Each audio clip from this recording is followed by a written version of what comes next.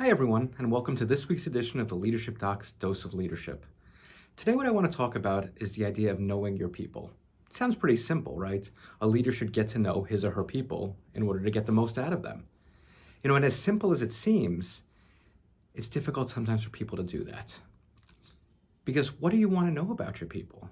How do you make your discussion with them, your communication with them, comfortable enough so that people will share with you and you get to know a little bit about them, but also not cross the line, right? We have to be strategic in everything we talk about.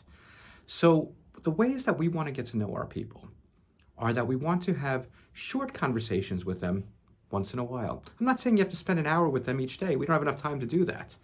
And also some of us work virtually, so we're not able to talk to them face to face.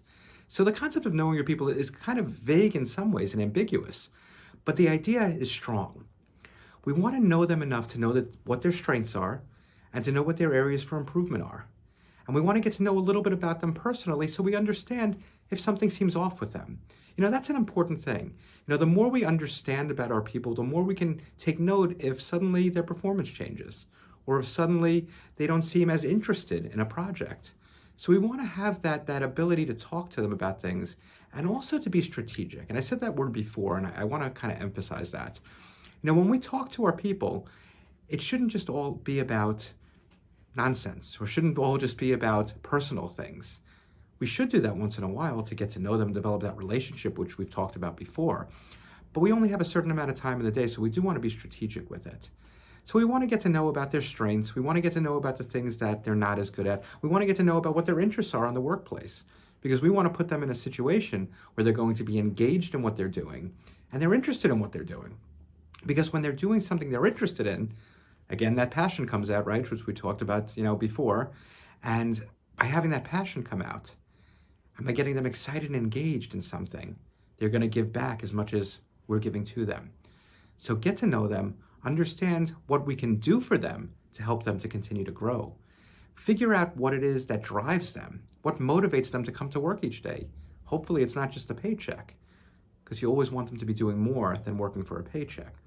So understand their motivations, understand their interests, understand what they want out of their career. Give them a career path. All of these things kind of come together.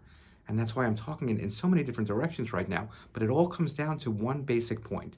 Spend time with them, observe them, talk to them, learn about them.